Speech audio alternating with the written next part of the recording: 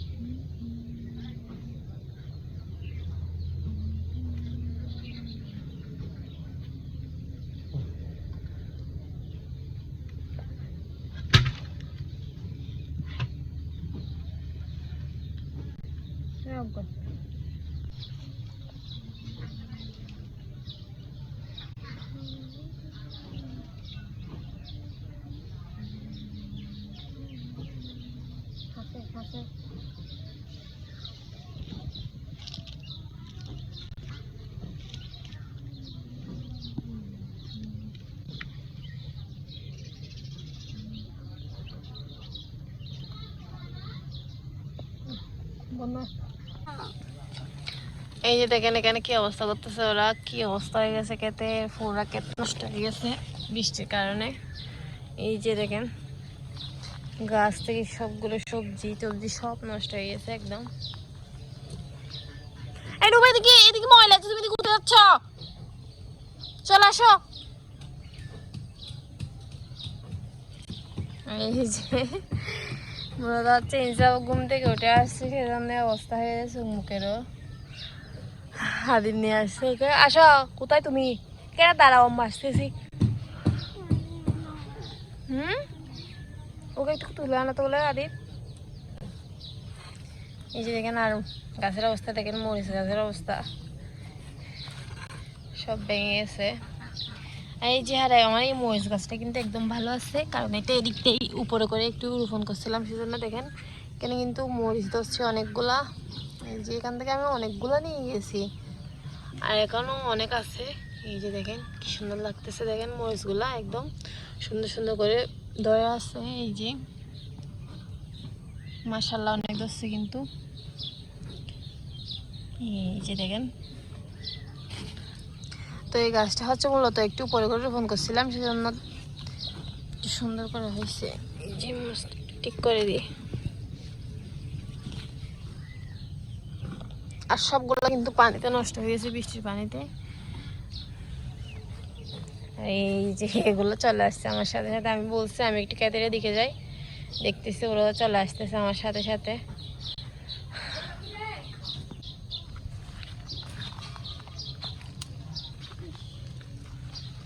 কতগুলো ছাড়া গাছ উঠছে দেখেন, এগুলো মনে করলার ছাড়া না?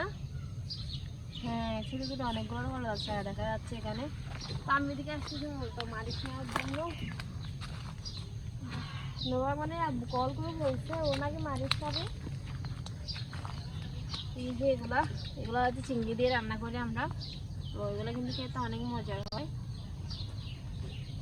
তো আমি তেল থেকে তুলে নিতে আসছি, কয়েকটা রান্না করব। কল করে বলছিল এগুলো খাবে, সেজন্য না বুঝতে এগুলো ফেভারিট।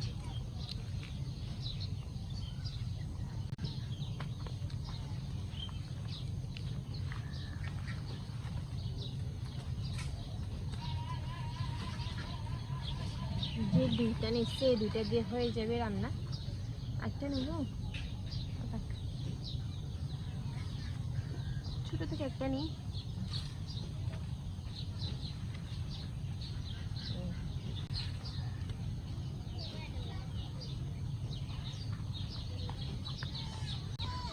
আর এদিকে তো দেখেন দেখেন পানিতে একদম ইয়ে হয়ে গেছে বৃষ্টিতে কারণে, কারণ এটা একটু নিচু, সেজন্য এই জায়গায় পানি জমে থাকে। গাছ যেগুলো মানে উপরে একটু ঢালুতে রোপণ করছে ওগুলো একটু ঠিক আছে, আর যেগুলো একদম নিচেতে পানি জমে ওগুলো একদম নষ্ট হয়ে গেছে। আর জ্বরের কারণে তো এদিক ওদিক বাতাস হয়েছে, জ্বর হয়েছে, সেই জন্য গাছ সবগুলো পড়ে গেছে এই অবস্থা। আর এদিকে গুলো তো একদম নষ্ট হয়ে গেছে। আর এই যে এদিকে ধান ক্ষেতের অবস্থা দেখেন, ধানগুলো কিন্তু পেকে গেছে, অর্ধেক ধান কেটে নিয়ে গেছে, আর অর্ধেক ধান বৃষ্টির কারণে একদম মাটিতে লাগিয়ে গেছে, পড়ে গেছে। এই যে দেখেন নষ্ট হয়ে গেছে আর কি।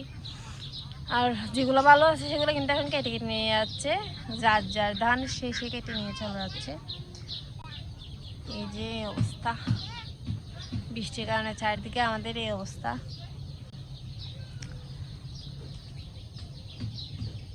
আর ওইদিকে খেতে তো পানির জন্য যাওয়া যাচ্ছে না, যেগুলো পানি জমছে।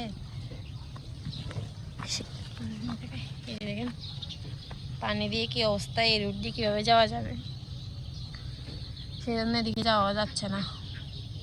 ওগুলা শিম গাছ পড়ে গেছে, একদম পরে নষ্ট হয়ে গেছে। আর এই যে পানিতে একদম রাস্তাটা নষ্ট হয়ে গেছে, ঘেরাও যেগুলো দিছে ওগুলোও নষ্ট হয়ে গেছে। আর এগুলো হচ্ছে আম্মুর শাক, এই যে এগুলো হচ্ছে পাট শাক। এই পাট শাকগুলো রোপণ করছে কিছুদিন আগে, সেজন্য এগুলো একটু ভালো আছে। এখন বৃষ্টির কারণে একটু সুন্দর করে উঠছে, একদম ভালো করে। তোমরা এখানে কি করতেছো যে নুবা? তুমি ময়লা ময়লা দেখে দেখে হাঁটে কেন সব সময়? যেখানে ময়লা সেখানে তুমি। এই যে আম্মুর শাকগুলা কিন্তু অনেক সুন্দর হয়েছে মাশাআল্লাহ। এগুলো মূলত হচ্ছে একদম শেষের দিকে, এই তো 10-12 দিন আগে করে ফেলছে, সেজন্য এখানে তো চারাগুলো দেখা যাচ্ছে ছোট ছোট, এগুলো মনে হয় আম্মু ফোন করছে, মেবি এরকম হতে পারে। এই যে এখানেও দেখা যাচ্ছে। আমি আরো ভাবতেছি এমনি র্যান্ডমলি উঠে গেছে, কিন্তু এখন দেখতেছি যে এখানেও আছে চারাগুলা, তার মানে হয়তো আম্মু বীজগুলো ফেলছে এখানে, সেজন্য। আর এই যে সব এখানে আমি জুড়িতে কয়েকটা নিয়েছিলাম, মরিচ নিয়েছিলাম, ওগুলো নিয়েও আছে। কি করতেছো তোমরা?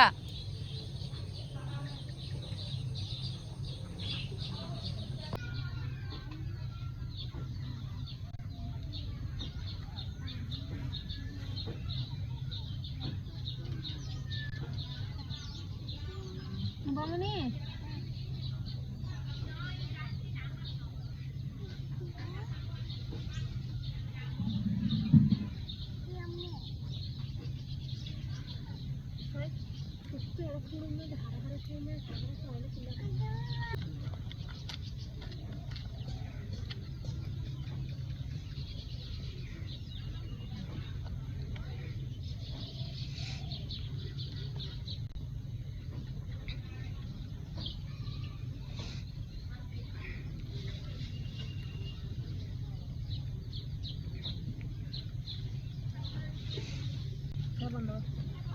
জায়গা আমরা এই যে আমি নিছি, দেখা যাচ্ছে না জানো।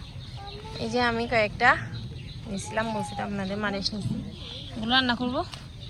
এনে চলো। এই যে ইনসাফটা কিন্তু চলে যাচ্ছে।